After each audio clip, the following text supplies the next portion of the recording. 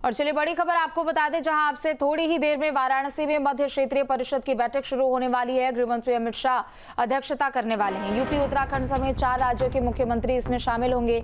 चारों राज्यों के मुख्य सचिव, नीति आयोग के प्रतिनिधि भी इस बैठक में शामिल हो रहे हैं। राज्यों के हितों और विकास पर चर्चा होने वाली है। तो अब से थोड़ी ही देर में मध्य क्षेत्रीय परिषद की बैठक शुरू होने वाली है। गृह मंत्री अमित शाह बैठक को लेकर वाराणसी पहुंच चुके हैं और तस्वीरें भी हमने देखी जब सभी मुख्यमंत्री यहां पर मौजूद है। और अब से थोड़ी ही देर में, कुछ ही मिनटों में बैठक की शुरुआत होगी। गृह मंत्री अध्यक्षता करने वाले हैं। यूपी, उत्तराखंड, मध्य प्रदेश और छत्तीसगढ़ के मुख्यमंत्री इसमें शामिल हो रहे हैं। चारों राज्यों के मुख्य सचिव भी हैं। नीति आयोग के प्रतिनिधि भी इस बैठक में शामिल हो रहे हैं। बता दें कि चारों राज्यों के हितों को लेकर, उनके विकास के पहलुओं को लेकर इस बैठक में चर्चा होने वाली है और मुख्यमंत्री सभी इस बैठक में मौजूद रहने वाले हैं। बता दें कि थोड़ी देर में मध्य क्षेत्रीय परिषद की बैठक होगी। गृह मंत्री अमित शाह इस बैठक की अध्यक्षता करने वाले हैं। तो अब से थोड़ी ही देर में बैठक की शुरुआत होने वाली है। बैठक को लेकर पूरी तैयारी कर ली गई है। यूपी, उत्तराखंड, मध्य प्रदेश, छत्तीसगढ़, ये 4 ऐसे राज्य भी हैं जिसके सभी मुख्यमंत्री इस बैठक में शामिल होंगे। और ये सीधी तस्वीरें हैं आपके सामने। दरअसल अब से थोड़ी ही देर में बैठक की शुरुआत होने वाली है। राज्यों के हितों को लेकर खासतौर पर यहाँ पर चर्चा होगी और ना सिर्फ 4 अलग अलग राज्यों के मुख्यमंत्री इस बैठक में मौजूद हो रहे हैं, बल्कि उनके मुख्य सचिव भी, नीति आयोग के प्रतिनिधि भी इस बैठक में शामिल हो रहे हैं।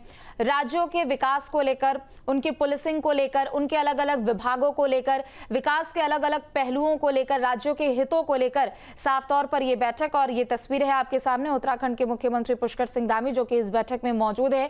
थोड़ी देर में बैठक की शुरुआत होने वाली है। एक एक करके सभी अधिकारी भी इस बैठक में पहुंच रहे हैं। गृह मंत्री अमित शाह बैठक की अध्यक्षता करेंगे। तो राज्यों के अलग अलग हितों को लेकर, उनके अलग अलग विभागों को लेकर, गृह विभागों को भी लेकर हो, चाहे विकास के अलग अलग पहलू हो, उन तमाम मुद्दों को लेकर यहां पर बैठक में अध्यक्षता हो रही है। अलग अलग पहलू है जिन पर चर्चा की जानी है। मध्य प्रदेश के मुख्यमंत्री मोहन यादव भी है, छत्तीसगढ़ के मुख्यमंत्री विष्णुदेव साय भी है। और देखिए ये तस्वीरें सीधी आपके सामने, गृह मंत्री अमित शाह बैठक में पहुंच चुके हैं और अब बस कुछ ही 1 से 2 मिनट के बाद इस बैठक की शुरुआत होने वाली है।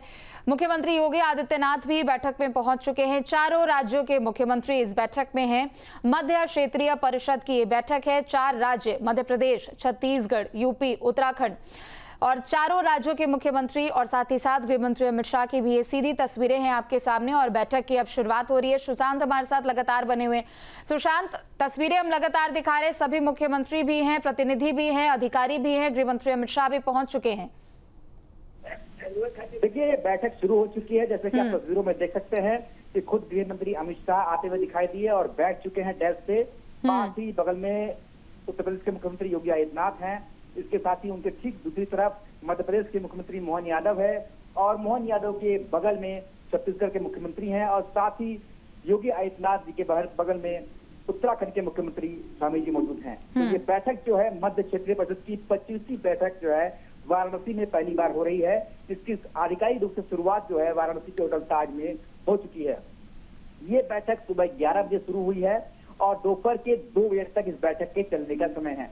दरअसल इस बैठक का मुख्य उद्देश्य यह है कि किस तरीके से राज्यों में समन्वय स्थापित हो, केंद्र सरकार में समन्वय स्थापित हो, जिससे जो सीमा विवाद है, इसके साथ ही नक्सल प्रभावित क्षेत्रों में जो विवाद है, साथ ही अल्पसंख्यक से जुड़े जो मुद्दे हैं, इन सारी मुद्दों का जो समन्वय स्थापित होने के साथ ही इस बैठक के जरिए जो इसका रिजल्ट आएगा वो आम जनता के लिए बेहद हितकारी साबित होने वाला है।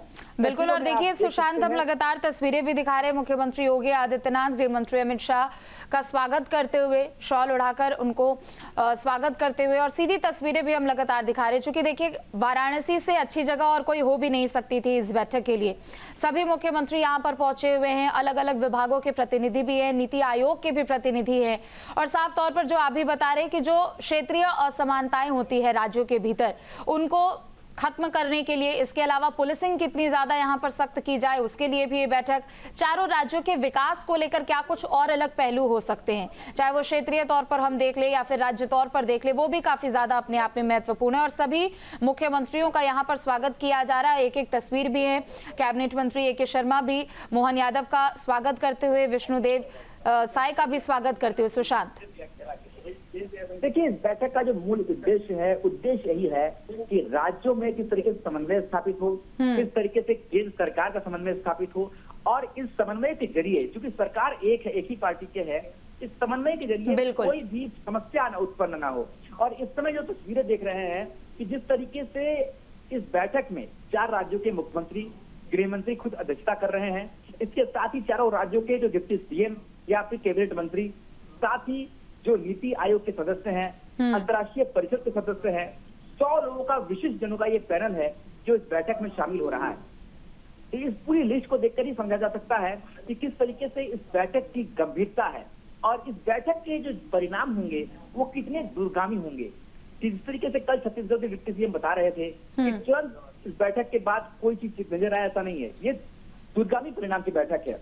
जो लंबे समय से मुद्दे हल नहीं हो पा रहे हैं, चाहे वो नक्सल के क्षेत्र हो, जिस तरीके से उत्तर प्रदेश से उत्तराखंड अलग हुआ, तो उत्तराखंड जब अलग हुआ तो उसके बाद ही कई प्रॉपर्टी डिस्प्यूट ऐसे थे सरकारी तौर पर जिसका हल नहीं निकल पा रहा था।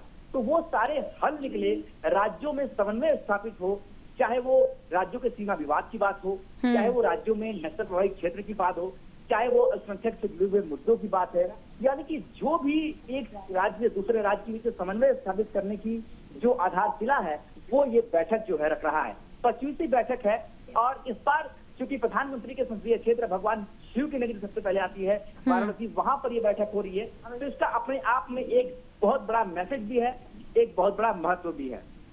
तो माना जा सकता है कि इस बैठक के जरिए न सिर्फ राज्य की हितों और विकास पर चर्चा होगी, बल्कि वो सारे मुद्दे जो राज्यों में समन्वय स्थापित न होने के कारण बहुत लंबे समय से लटके हुए हैं, लंबे समय से उस पर ध्यान नहीं दिया जा रहा है, उन सारे मुद्दों का हल निकालते हुए, समन्वय स्थापित करते हुए किस तरीके से विकास की धारा को और सुदृढ़ किया जाए, इसकी एक जो कोशिश है वो इस बैठक में की जा रही है। तस्वीरों में आप देख सकते हैं 100 लोगों का जो विशिष्ट पैनल है वो यहाँ पर मौजूद है और लगातार इस समय जो स्वागत का कार्यक्रम है वो चल रहा है। जो अंगवस्त्रम ला करके जो स्वागत की पारंपरिक जो एक परिभाषा है वो यहाँ पर संपादित करते हुए नजर आ रहे हैं। आपस में राज्यों के जो मंत्री हैं वो हैं और जिस तरीके से ये आप देखिए AK शर्मा का भी स्वागत हो रहा है जो ऊर्जा मंत्री हैं उत्तर प्रदेश के।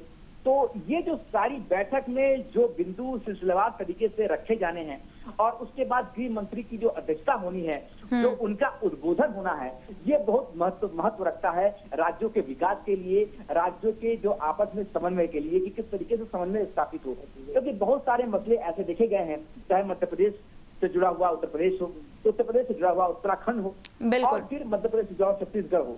तो जब ये राज्य अलग हुए तो उसमें बहुत सारे प्रॉपर्टी डिस्प्यूट ऐसे थे जो लंबे समय से चले आए। सरकारें अलग अलग रहने के कारण समन्वय स्थापित नहीं हो पाया और इसका असर ये हुआ कि बहुत दिनों तक आम जनता को इसके परेशानी बिल्कुल। लेकिन अभी मौजूदा समय में चारों राज्यों में बीजेपी की ही सरकार है और पिछले कुछ समय से अगर हम लगातार देखें उत्तराखंड और उत्तर प्रदेश को लेकर, तो चाहे वो सीमा विवाद हो, उन सब पर पिछले काफी लंबे समय से यहाँ पर एक तरीके से इन समस्याओं का हल किया गया है। लेकिन अभी मध्य प्रदेश और छत्तीसगढ़ में बीजेपी की वापसी हुई है और चारों राज्यों में बीजेपी की सरकार है, तो जाहिर सी बात है कि इस बैठक में एक बेहतर समन्वय भी स्थापित किया जाएगा और जो आम मुद्दे हैं विकास के तौर पर भी उन पर भी प्रकाश डाला जाएगा। सुशांत, देखिए आप मुद्दे जो है वो समन्वय स्थापित करेंगे, इसलिए भी करेंगे जैसे कि आपने खुद बताया कि चारों राज्यों में और केंद्र में भी एक ही पार्टी की सरकार है। जब एक पार्टी की सरकार होती है तो समन्वय स्थापित करना बहुत आसान होता है क्योंकि उसमें कोई वैचारिक मतभेद नहीं होते।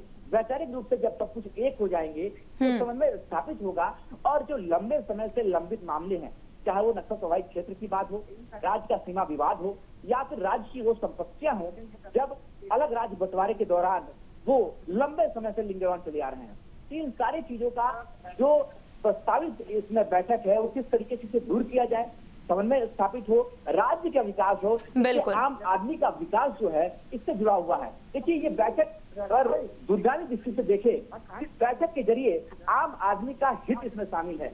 अगर राज्य की जो सीमा विवाद है, राज्य की जो दिक्कतें हैं, समस्याएं हैं, वो अगर सुलझेंगी तो जाहिर सी बात है इसका जो सीधा असर है वो आम आदमी पर ही पड़ेगा। बिल्कुल निश्चित तौर पर। और बैठक भी आयोजित हो गई है और बैठक शुरू भी हो चुकी है।